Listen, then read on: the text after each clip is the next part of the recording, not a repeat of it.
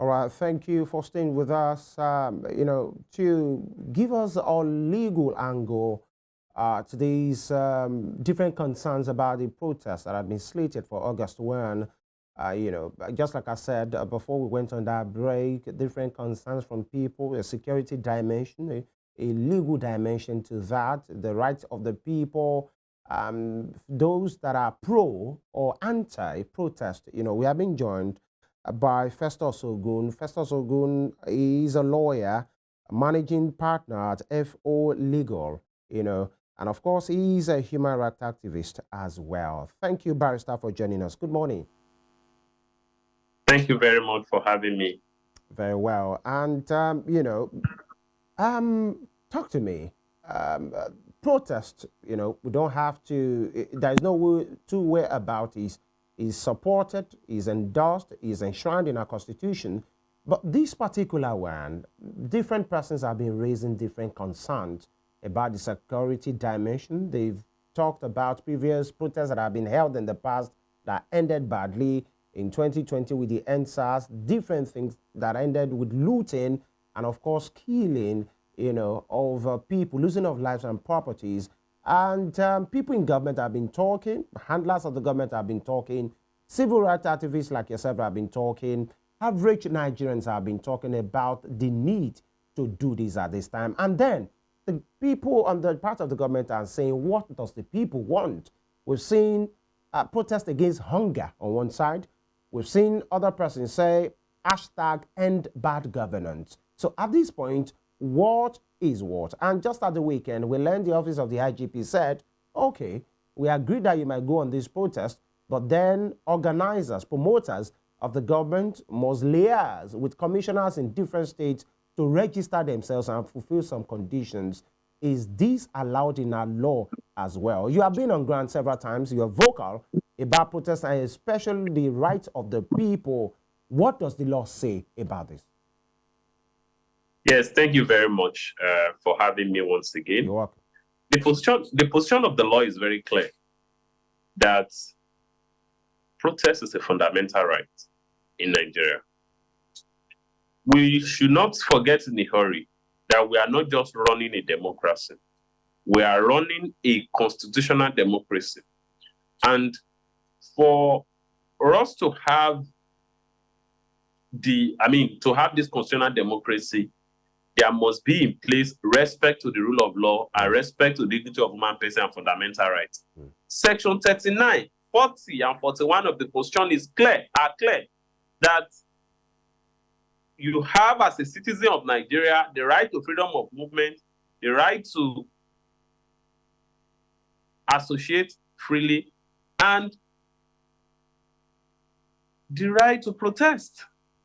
These are rights that are recognized under our Constitution. These are rights that are protected under our Constitution. These are rights that are guaranteed under our Constitution. And take a look at it. When the leadership of a country has not delivered on its mandate to secure our people and to provide welfare for our people, what do you expect our people to do? Our people are not saying they want to take over government. They are not saying they want to vandalize. They are saying, allow us to demonstrate our dissatisfaction with the inefficiency of our leadership in the country. Is it not interesting to note that while our people are dying of hunger, while our people are suffering from infrastructural deficits, when our people cannot access basic amenities, including healthcare, when a lot of our children are out of school because of the failure of leadership, despite the fact that the Constitution has provided that education shall be free across all levels. Our government has never convened any emergency meeting to address these emergency issues, these critical issues. They never convened any meeting. But immediately the suffering people of Nigeria have decided to say, look, it seems that this suffering we've been experiencing in the past years has an expiry date. And that expiry date is nigh. We need to come out and demand for a better country. Then they started running helter-skelter. The government of Nigeria started rolling out initiatives just to ensure that they frustrate the yearning concerns of our people. I think that what the government should do, in my respectful view, is to ensure that it provides for our people the dividends of democracy and not intimidating, harassing, and oppressing our people or trying to suppress our people from voicing out. You cannot beat a child and expect that the child is not going to cry. So I think that the protest is legitimate, is purposeful, is patriotic, and should be supported by any well-meaning Nigerian. Because our people have been cheated for too long, they've been dehumanized for too long, they've been taken for granted for too long. How can a country flowing with milk and honey have a people that are suffering, have a people that cannot even afford their daily bread? And it is not as if our people are not hardworking. Our people are dynamic, our people are hardworking, our people are agile, but we have a leadership that have crippled the Nigerian economy. And this is why we are saying that, look, regardless of how you are going to take a look at it, our people deserve a right to be heard. And that right is protected and granted by the Constitution. I think we should not be distracted by whatever the police say. They say, look, you must come register, or you must come give your details before you can protest. Look, as far back as 2008, our courts, particularly the Court of Appeal, in the case of AMPP and IGP, has made it clear that you do not need a police permit. You do not even need to notify the police before you can embark on a protest.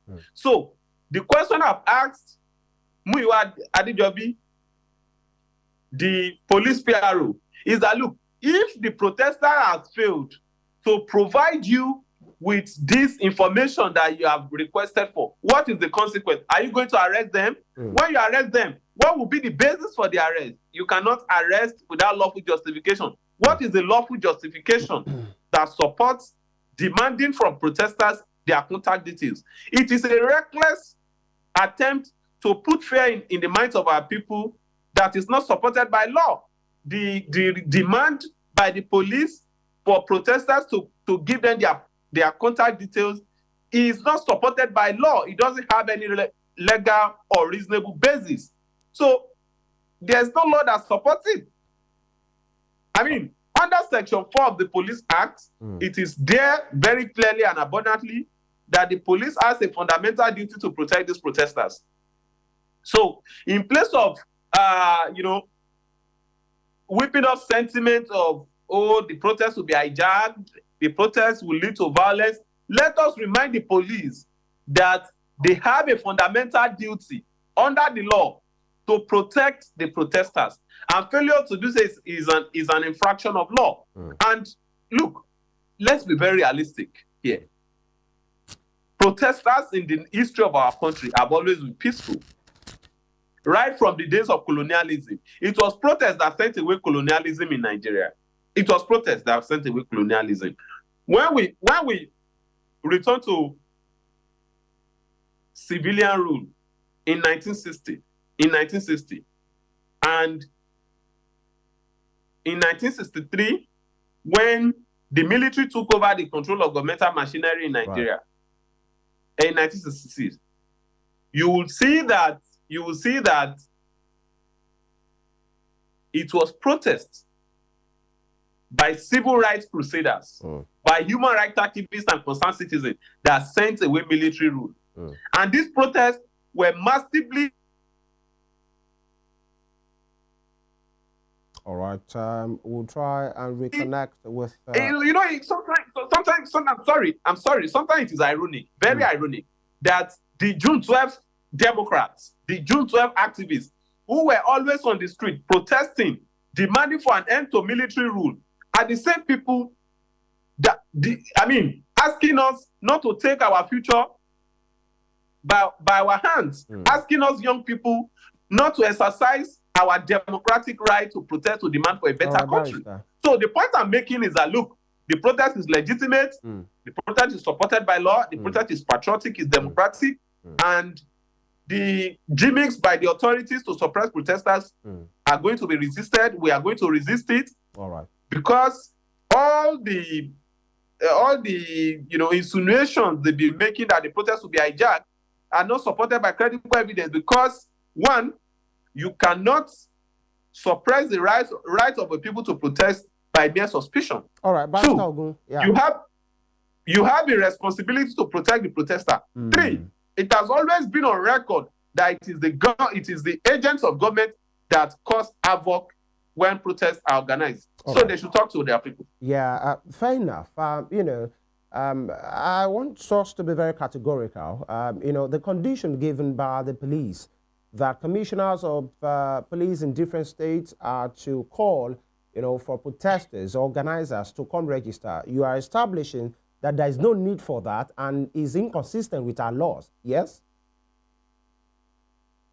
Very well. Right. It is not supported by law. All right. Because what is the consequence if they do not come? What is the consequence? All right. Fair enough. There is no law that provides for that. Yeah. If so I may, it is arbitrary. All right. If I may, the people in charge, the DSS came out last week.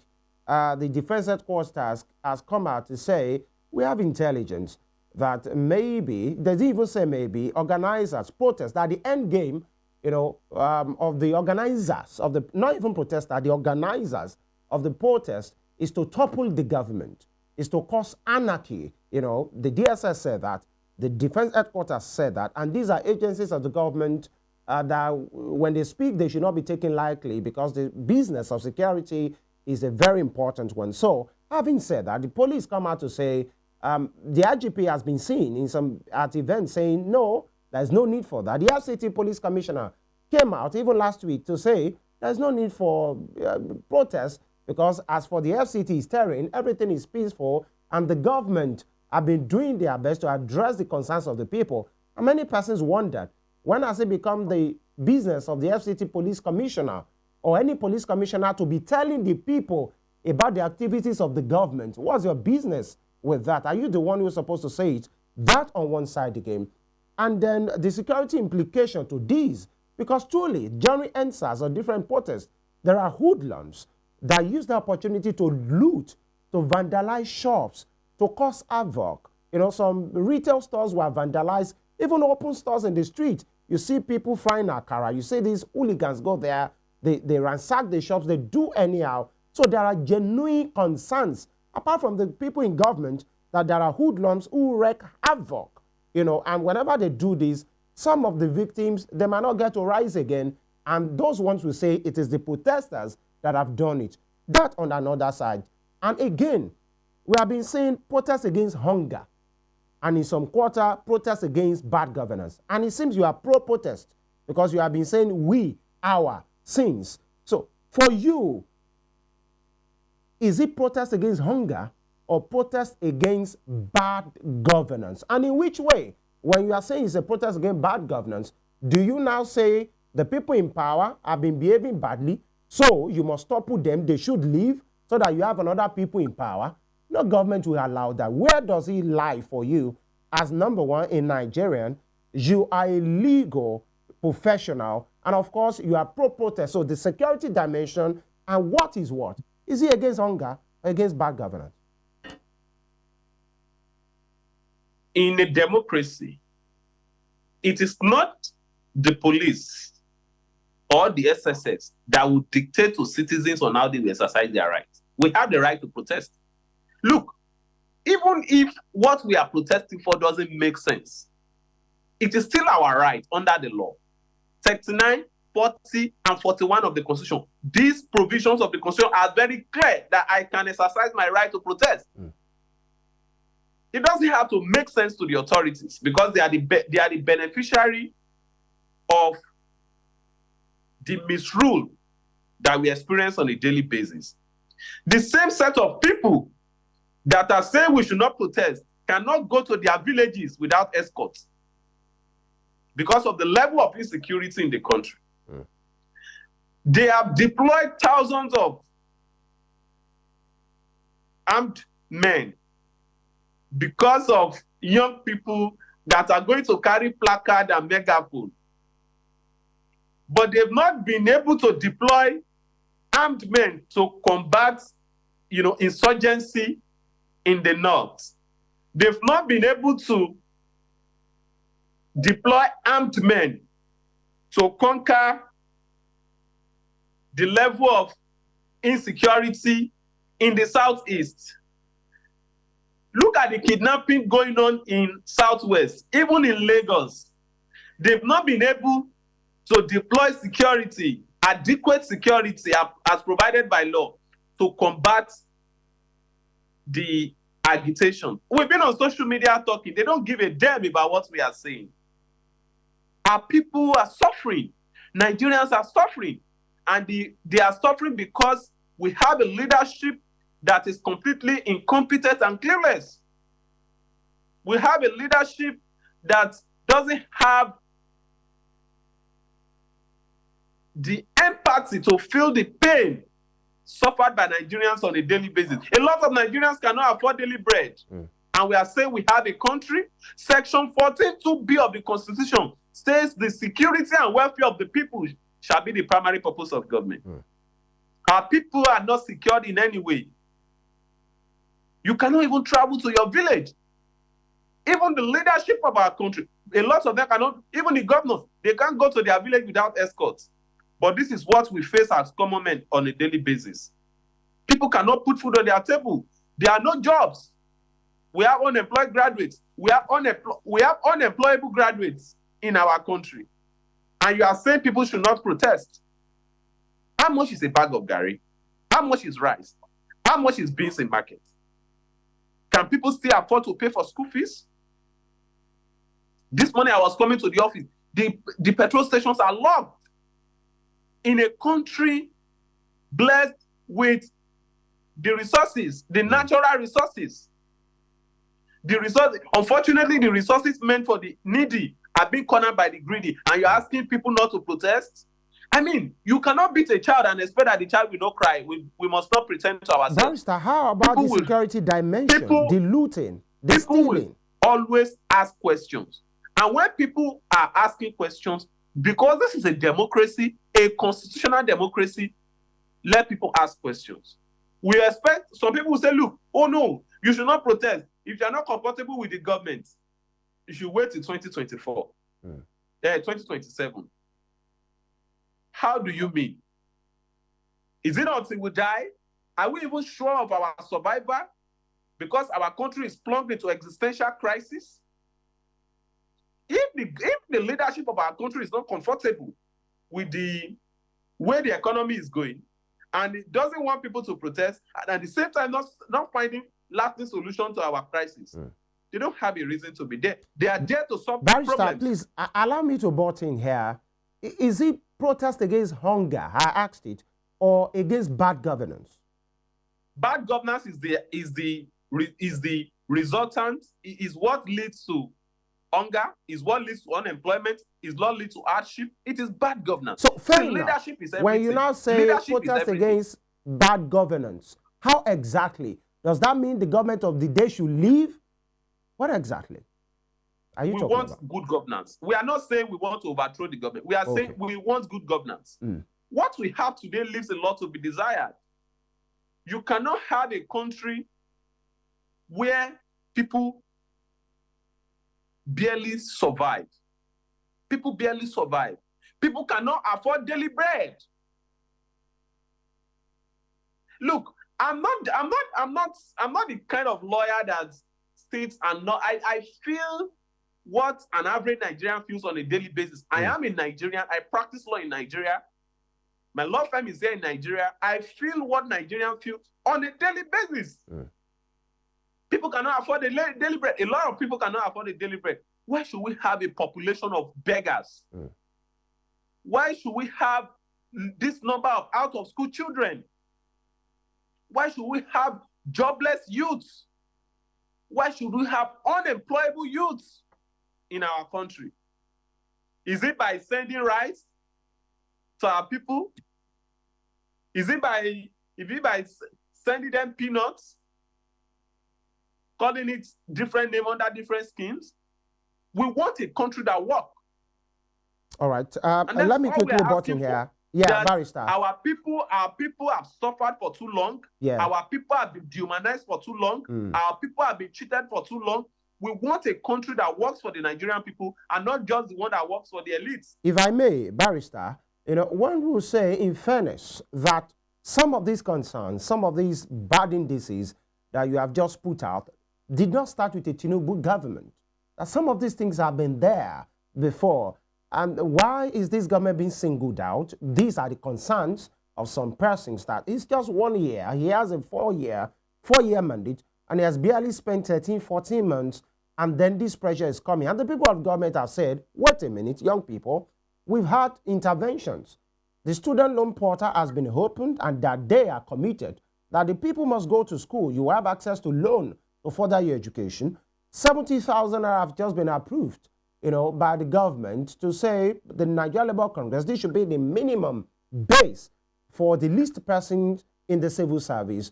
And then you talked about the palliatives, even though it doesn't look like it's making the full impact. They've rolled out that these are the things that government have done so far, especially this Tinubu government. They are the ones in charge right now. Why don't you give us some time? And then that's on one side. I want you to add it. And secondly, some of the requirements that we've seen so far. And one thing is this, Barrister Ogun, we don't have any recognizable leader of that protest. All we've been seeing is flyers, e-flyers about demands of the government. And you are a lawyer. We are seeking legal angle to this. Some of those things we have seen, at least with those concerns flying over in posters, we've been seeing, the governance thing you are talking about, a repeal of the 1999 Constitution, among many things. And you're a lawyer. You agree this is not done in a day. Constitutional issues are all encompassing. So these are some of the things. So when you look at the demands that we have been seeing so far, we don't have any recognizable leader, but these are the things we have been seeing. How do we manage that? Are some of these things feasible? And with the first question that Tinubu, we might have to connect. I understand we've lost the feed, but, we'll try and stay on the matter. And what I was just trying to ask Barrister Ogun is this. Tinubu's people are saying, when I mean his people in his government and his supporters, I say we have just been there for 13, 14 months. May 29, 2023 to today, July in 2024. Why don't you give us some time for us to attend to some of these things? And they highlighted, these are some of the things we've done. Provision of CNG to states, interventions, billions of naira to states at different points, trailer loads of food to states at different points, 70,000 naira agreement with the labor just last week or 2 weeks ago, last week thereabout. Student portal have been hoping to say, young people, you have a right to go to school, you have access to loan. What will you have us do again? Some of the other concerns are there and we are working on it. So what do we do? What can we do in 1 year? But it seems the young people, not just the young people, many persons are saying, you can do a lot more better than you are doing right now. Yes, we want to protest, and some of you people in government have been trying to make it look like, going on a protest is a crime. Many persons have said it. Leonard Sik, FEMI Falano, Ebuade Gboruwa, all SAN have spoken about it. Barrister Festus Ogun that we've just spoken to has spoken about it as well. Says in our laws, the police are saying, okay, commissioners of police, make sure tell protesters to come, and register with you and fulfill certain conditions. Barrister Ogun is saying, no, they don't have to. There's no need for that. The police are saying people must be held responsible. The protest must be civil and it must be peaceful as well. As you can see in some of the feed that we have been rolling, the concerns, the carnage, the wreckage, the ruins that, follow the NSAS protest or that ended it, you could see in some of those feeds, superstores that are being looted, and you could see the streets. These are some of the things that, that people are saying, we don't want this. You could see some of those things that happen, riots of hoodlums, walking free, roaming free, attacking people's businesses. And these are some of the issues. That's why some persons are saying maybe we should just hold on. As you are seeing in this field, this was part of what happened during the NSAS. And there are stores, retail stores, and you could see the street as well being, in this particular form. Many persons are saying, we don't belong to the government. Yes, we know things are bad, but we don't want this to be. Phone shops, gadget shops were looted. ATM machines were looted by supposed You know, some will say they are protesters, but obviously people that will do this are not protesters, they are hoodlums. So how do we salvage this situation? And these are the reasons why we're having this conversation this morning, and single legal opinion to this from a lawyer and, of course, you know, a protester to be. He has said he is a protest person, and these are some of the, nobody wants this kind of line. But then many persons have said, if things go on the right way, if the police doesn't attack, like the image you are seeing right now, if it's just about the Nigerian flag or putting up of placards, nothing will go wrong. Allow us to express our mind. This is harmless. You don't see, yeah. All right, Barrister Ogun, can you hear me? Yes, I'm sorry, I had a network glitch. Okay, on my okay, end. that's fine. Quickly, I will just make it very quick. The security concerns we have been rolling on our screens. Some of the bad things, ruins that befell the NSAS, that ended the NSAS protest, really. We don't want to go back to that era as well. And the demands, I was asking you, the demands that we are seeing online, especially on the hashtag End Bad Governance, a repeal of the 1999 Constitution, I mean, jettison it and working with other, now you could see it. And these are some of the things. You're a lawyer yourself. Constitutional matters are not done in a day or two. In fact, there is a committee at the National Assembly put together, I think being headed by Senator Barrow and Benjamin Kalu, to say we are working on these already. So some of these demands, are they reasonable? Are they feasible? Are they legal? They are, of course, reasonable. Look, people are saying that they want, I mean, this is a democracy. Let them express themselves. Are they not legitimate? Between me and you, do we have a good country? Our country leaves a lot to be desired. So when people say they are not comfortable, young people say, look, we want a better future for ourselves and our children. Those that came from the past have destroyed our own future. Right. So if they have destroyed our own future, we will not open our eyes to allow them destroy the future of our children. And that is why we are taking the pain to keep advocating for a better country. And please allow us to do this peacefully. The authorities have been known for violence in Nigeria. They are the ones that have been perpetrating violence, not the citizens, not the protesters. Barrister Ogun, if I may, sorry. You will recall yeah, that peaceful young people that were on the streets were massacred by the Nigerian authorities in 2020. So what are we saying? They were massacred by the Nigerian authorities. So when we are talking about violence, I think that we should talk to the Nigerian authority not to unleash violence on us. I've been protesting for the past 10 years. Yeah, because of time, what are these demands? And I can tell you authoritatively. Yeah, I've been protesting for the past 10 years. If I may, Barrister. For the past 10 years. Yes. And I can tell you authoritatively that it is the Nigerian authority that clamped down on protesters. All right, if I may, so that we take this. Just because we are demanding for a better country. Can you hear me, Barrister? Why I'm sorry, on the last note. Okay. The question I've been asking myself is that, I mean, we've been around for a while. We've been doing this advocacy for a while. I mean, for my past 10 years experience advocating for a better country, a new Nigeria, I've never seen where a pro-government protest have been disrupted. Why are pro-government protests not, resulting to violence? Why are police not, campaigning against and backing on a pro-government protest? Why is the SSS not telling pro-government protesters not to protest? Why is the Tinubu government not telling pro-government protesters not to come on the street? Because they are also saying, look, we are coming on the street. But nobody is talking about that. But when young people are saying, look, enough is enough, we want a better country, they say, look, you should not protest. Right. Oh, they talk about NSAS. Who unleashed violence during NSAS? The thugs that came to disrupt protesters, to destroy lives and property, came in BRT buses. Who owns the BRT? All right, Barrister, quickly. We should not deceive ourselves. Yeah, because of time, what are these demands? Can we quickly look into this in 2 or 3 minutes? Because some of those things we have been seeing online, because we don't have, and the government have been saying, let the organizers come and speak with us. That's one, on one side. To the street number to two, with us. sorry, Barrister, number two is this. What are these demands? Because some of those things that we are saying, a repeal of the Constitution, how feasible? Can that be done in days? We are saying that, no, they are feasible. We are saying we want a better country. Okay, and that will start by restructuring the economy of Nigeria. Okay. You can't just wake up in a day. You can't wake up in a day and say subsidy is gone. The first day President Bola Ahmed Tinubu came into office, hardship began in full time. You say subsidy is gone. You didn't make any preparation. You didn't. I mean, what we are saying is that if we were buying fuel for less than 200 naira, now we are buying fuel for 600 naira. Doesn't make sense. Why should our people not be angry? We have all reasons to be angry. How much were we buying electricity before now? It was jacked up.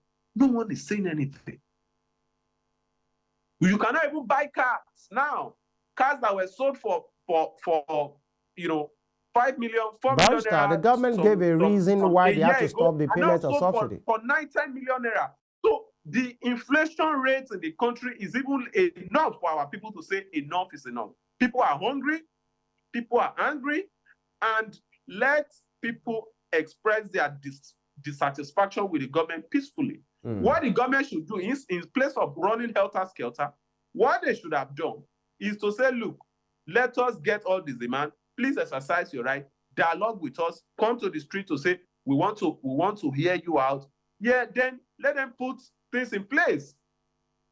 We cannot continue like this. And that's why we're on the streets. And why is it that until we come on the streets, or we plan to come on the streets, that is when they bring out these policies, this policy and that policy. It seems that the only language that the Nigerian authority understands is protest. Do you fear that maybe politicians may want to, while there are genuine protesters and genuine concerns by people to say this is our grievances with the government, some are saying don't trust politicians.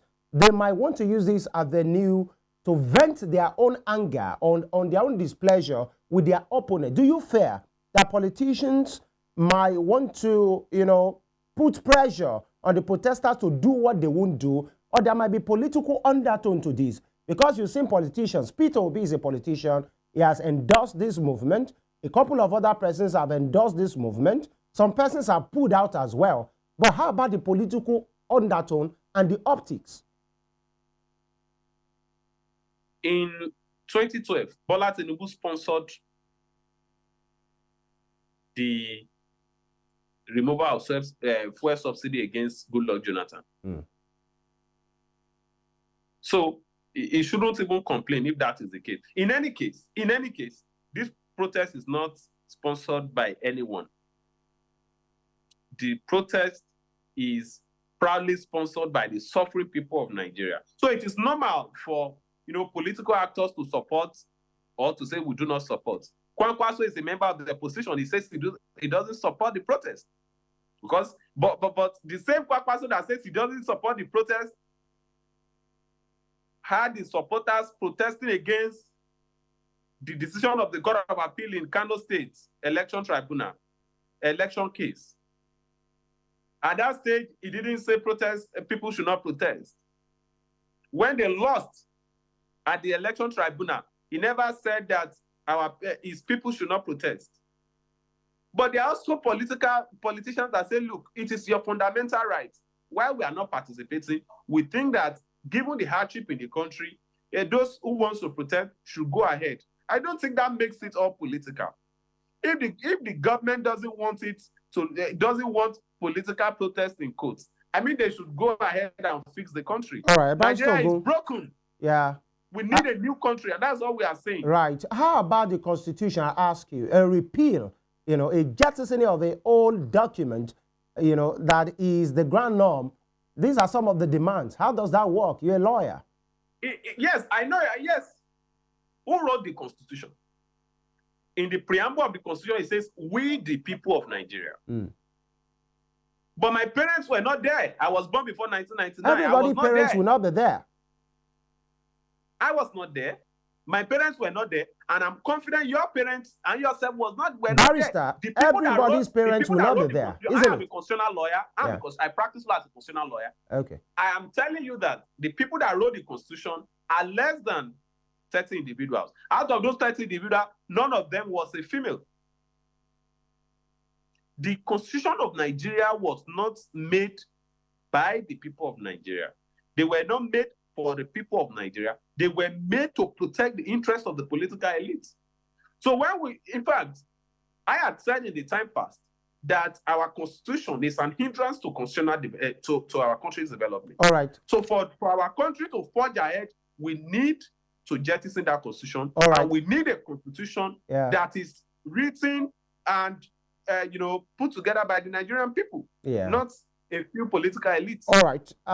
Barrister, you said when you were talking now that your parents were not there, my parents are not there, and I dare say not everybody's parents will be there. Some persons will still have to sit and do that one. That's on one side. The constitution has to be made by the people. You cannot tell us in the page of the constitution that the constitution is made by the people, that we, the people of Nigeria, have it firmly resolved. While the generality of our people were not there. So you cannot tell us we, the people of Nigeria. You say we, the Abubakar Salami and co, were there, but don't say the people of Nigeria were there, because the constitution is not a reflection of the wills, wishes and aspirations of the Nigerian people. Yeah, look, Barrister, what we need is a referendum. Yeah, our people need to come together. Everyone needs to come together. Yeah, do you reckon that there is a constitutional amendment committee at the National Assembly put together to see to all these things, and they have a mandate? We do not want an amendment to the constitution. We are not talking about amendment. You cannot amend what is incurably bad. Okay. We need a new constitution, not an amended constitution. This 1999 constitution has to go for Nigeria to move forward. All right. But the constitution you are talking about, and that a jettisoning of this current one, it doesn't take 1 month. It might not take 2 days. It might not take 6 months. It will take time. And what that one is happening, if actually that is what is going to happen, what do we work with in the interim? But by the way, that's on the on a side. Quickly, let me ask you: the people in government, they were about egoistic. They were about almost aggressive with their tone in the past. But in the past few days, the tone have changed, and they have said, "Will still traditional rulers, religious leaders visit the villa?" Maybe they have talked, and in fact, this morning it has been reported that the government are saying, "We endorse your protest, but let it be peaceful." But they have been saying, "Come talk with us. Let us have a conversation with you. Nothing can be achieved by violence or by confrontation." Will you be saying young people or people of Nigeria should appoint, because the National Assembly members, people obviously don't trust them enough. Now, will you be saying young people should organize themselves? Because this same thing was said during NSAS that said this thing got bad because you will not come and talk. No leaders were identified. Young people should not be rudderless. Why will you be proposing that, yes, we've had you, we are the ones in power? What are you proposing? Can we meet? Will you be supporting that? I'm always an advocate of policy dialogue. I support policy dialogue. But that should not take the place of the right to protest. Let people protest. Let them protest. Let them express themselves. If you want to dialogue, that's totally fine. But that should not mean that our people should not go on the street. Protest is not violence. We should not mix things up. But now we don't have leaders. There are no leaders. Who will be meeting? Protest. You don't need to have leader. Who says you must have a leader in a protest? Who says you must have a leader? What law says that? Protest is the expression of dissatisfaction or expression of how you feel about an issue. And when you carry placards, we just want our voice to be heard. We've been saying all sorts on social media all this while. Did they answer us? No, they did not. But immediately we said we want to protest, they said they want to answer us. So it appears that protest is the only language that they understand. Whether they like it or not, the protest is going to hold. All right. Fair enough. And look, you talked about traditional rulers. With greatest respect, the traditional rulers are enablers of the malfeasance that we experience. Would that be right? Would that be fair? Yes, they are enablers. They are enablers because they are paid by the government. They are paid. They are on payrolls of governments all over the country. Traditional rulers are paid. It's constitutional. It's not constitutional. No law provides for it. You are saying it's not constitutional. It's not constitutional that traditional heads there's nowhere in the Constitution are being remunerated by local government. There's nowhere in the Constitution that says that the resources meant for the needy should be spread across traditional rulers and monarchs. So how are they taking? How should they be taken care of? Monarchs should take care of themselves. Their communities should take care of themselves. I should not pay tax, and it should be used to cater for monarchs. But they are used to take traditional rulers. The same tax are used to take. Are being used to take care of politicians right now, isn't it? Politicians are elected. Monarchs are not elected. All right, fair enough. Some say, look. Some say they are civil servants. I say no. Don't say they are civil servants. But we all understand that they are on the payroll of government. All and right. They work in tandem with the government. All right, Barrister, so that we stay right on the matter, the situation in Kenya, has been happening for weeks because the government there talks about a finance bill and the youth said they are not having it. And at the end of the day, they protested. The government was like, we won't do anything. But later it was repealed and it turned violent at some point and it metamorphosed into something else. And it has forced the hands of the government to take some cabinet reshuffling and, reversal of some politics and some policies as well. But many Nigerians are saying maybe that is what is fueling this particular protest, that if Kenya, a relatively smaller country, can do that and achieve that, maybe Nigeria can achieve that as well. And many persons, Barrister, have been saying the kind of security agency and the personnel in Kenya, that maybe they ask restraints. No matter how provoked they are, yes, there were skirmishes, people died, unfortunately, but they exercised a great show of restraint. Even we still see some of them who did bad things. But in Nigeria, we have a Nigerian police that most of them are trigger happy. If what is happening in Kenya is what is fueling what is going to happen in Nigeria, don't you think we will have so much misfortune in our hand, knowing how our security agencies can behave? That means we are a conquered people. If we are going to be afraid that the police is going to attack us and we won't come out to demand for a better country. People died before we could conquer military rule. People died before we could conquer colonialism. Some people paid the ultimate sacrifice before we could conquer slave trade. So, you cannot kill a person who is not afraid of death. But we need some people to pay the sacrifice for our country to become a better place. We are not, this very protest is not a facsimile, it's not an exact copy of what happened in Kenya. For the past 5 years, I've always known that there is a protest on the 1st of August. I've always known. In fact, I participated in about 3 of them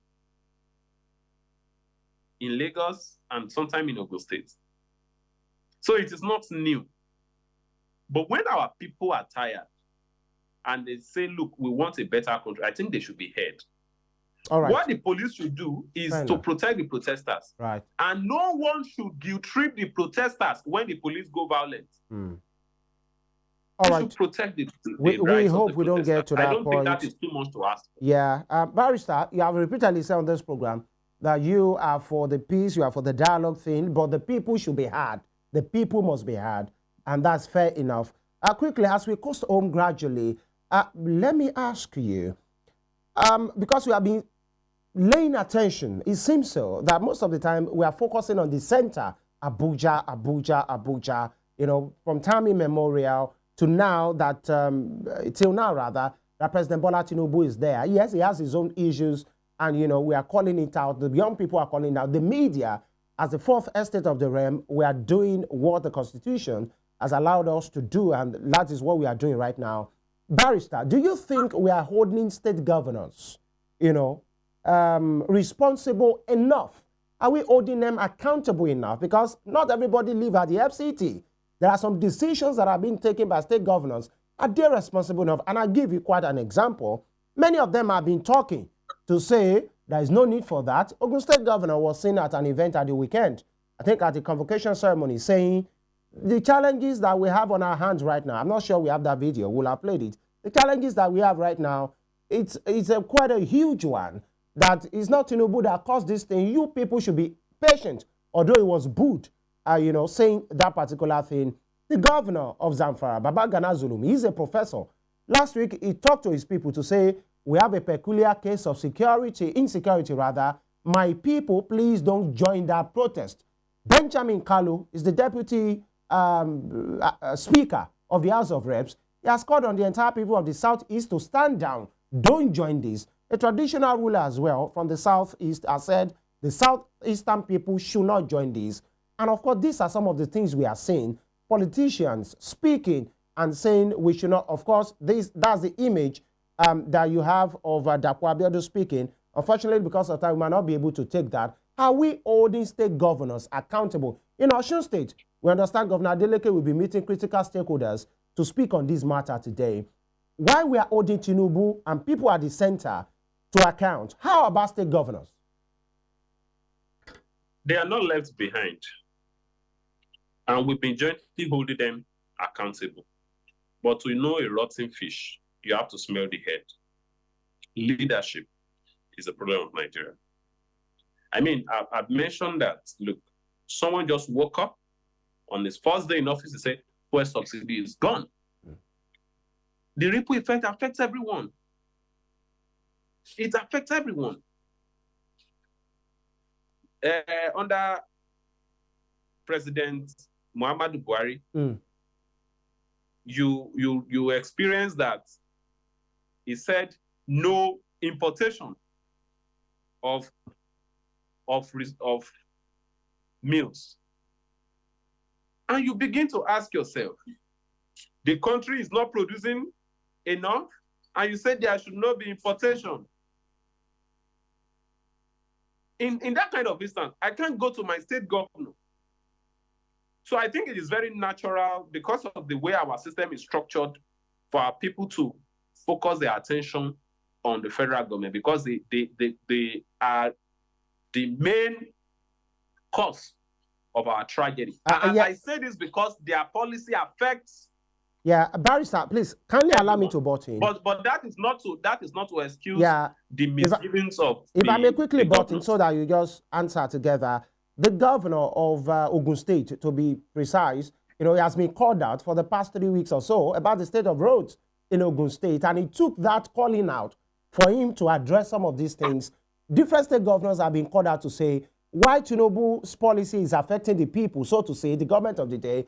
Some of you, according to that, because of that particular policy, you have been having more funds. Your allocations have greatly increased, and it does not reflect. You talk about the head. These governors are heads too in their different states, in federated states. They have more money, much more money now, and it's not showing on the people. Many of the governors, state governments, will receive trailer loads of food, and they make a mess of it, and these are some of the things. So, and they are even closer to the people.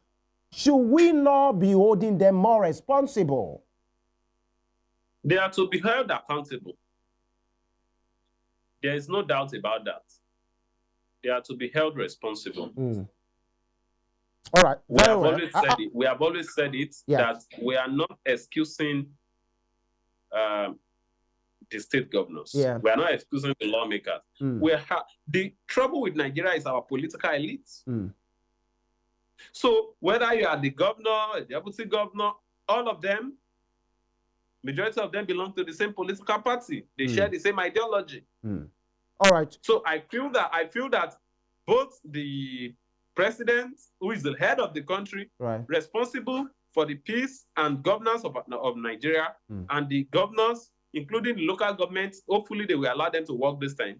They all have to be held to account. All right. That's the way I see it. Yeah, 2 questions and we are good. Number 1 is this, Barrister, you know, some Nigerians have said the policy of the government very hard. You know, the consequences have been very terrible on the people. And many Nigerians will say, maybe we don't even mind. That the issue for some Nigerians, and I'm telling you, as the fourth estate of the realm, as we mirror, you know, the concerns from the society is the kind of lifestyle that leaders across borders have been living, that you can't tell us that the policy is necessary, compulsory for us to have a good nation, and that we should adjust our lifestyle. In fact, to adjust our lifestyle is not even optional. They have adjusted it for us, so to speak. But the leaders, whatever they want, they get. This is the problems of some people, that the policy is not the problem.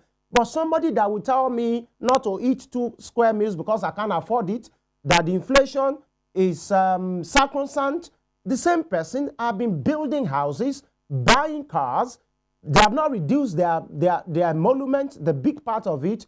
This is the concern of some people, that if leaders will change their lifestyle, maybe Nigerians will not have issues with the policy. Or for you, is it about the policy and, of course, about the lifestyle of people in government? The government wants Nigerians to endure, but they are living recklessly. And that's the problem. You cannot expect our people to endure. You ask us to be patient, but you are not patient with the way you spend our resources. You are spending billions of naira to renovate the villa, while an average Nigerian cannot afford to eat on a daily basis. Right. The cost of governance is not cut to size, it's not reduced. The cost of governance should be reduced drastically. As I speak to you today, some states in Nigeria are not able to pay the 30,000 naira minimum wage till today. I know some states, they have not paid 30,000 naira minimum wage. Yet, their governors fly private jets almost on a daily basis. Their children are abroad, living the best life, going to the best schools. The lifestyle, the entourage, the resources that are wasted on irrelevant endeavors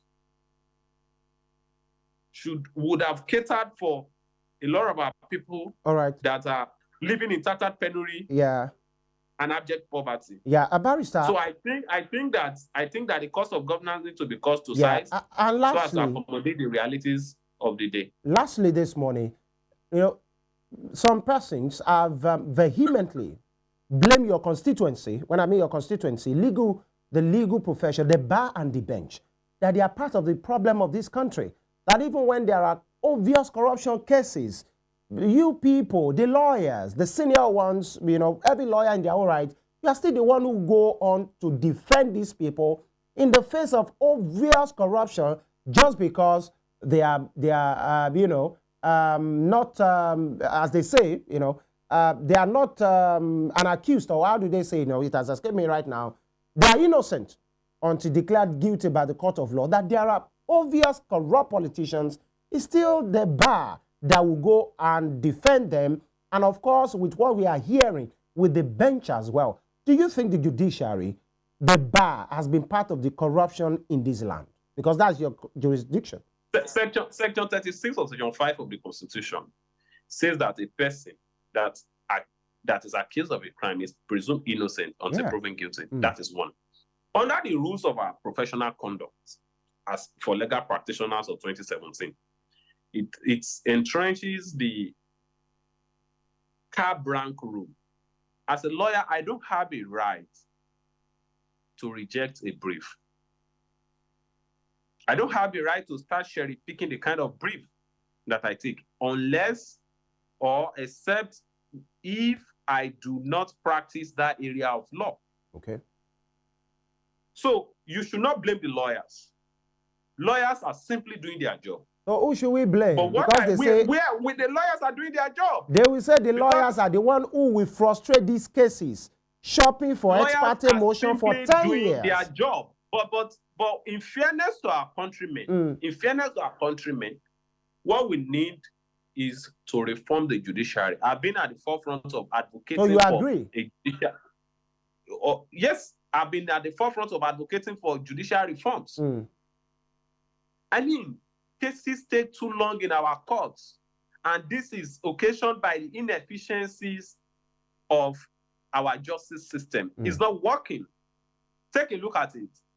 8 judges from the Court of Appeal were from the Federal High Court were elevated to the Court of Appeal just a few weeks ago. They've been elevated to the Court of Appeal.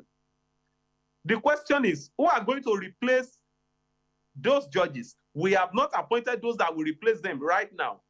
There is a vacuum. So cases that were administered by those judges before now, one, will start de novo. That means we'll start all over again when a new judge comes in. Two, the rest of those cases, there will be backlog of cases because there is no how hardworking these judges are. Right. When there is a vacuum by 8 people, the rest of them may not be able to cater for what is on ground. Right. And when there is a lot of pressure on the bench, there will be frustration because they are humans. I mean, the judges, they are humans, and it is quite impracticable. All right. For a person who administers 40, 35 cases on a daily basis to properly administer justice. Thank you, Barrister Festus Ogun. As we round off right now, if you can do this for me in 15 seconds. For young people, for Nigerians watching you right now, from the position of the law, how will you tell them to comport themselves if actually they must protest from the position of law? 15 seconds. Well, let me say they must protest. It is a fundamental right. They should protest. It is a fundamental right. And they should condemn themselves peacefully. They should not engage in violence. And in case the authorities unleash violence, they should contact the lawyers, we lawyers that are already on ground to provide legal support for the protesters. All right. But they should conduct themselves peacefully. And the government must also be peaceful. All right. For us to have a peaceful country. Fair enough. Festus Ogun, human rights activist or lawyer, and of course, managing partner at FO Legal. Thank you very much for your insight this morning on the program. Thank you very much for having me. I appreciate it's been a great pleasure. Have a good day. Speaking with you. And that is where we put the plug on the program this morning. Legal angle to the looming protest, what you should do, what you need to know. I'm sure you have an hang of that. You have your rights, and of course, you have your responsibilities. Rights, what will come with responsibility as well. You have, the backing of the law to do certain things and how you should comport yourself, including the security agencies. They have been told to exercise refrain and restraint as well, even in the face of provocation. Let's all have a good country. That is the business. That is why we are here. That's why I'm here this morning, and the entire team, to give you an hang of what we should know. God willing, we'll return tomorrow. Femi Ojo is my name. Let's have a very productive day and a productive week. Be responsible.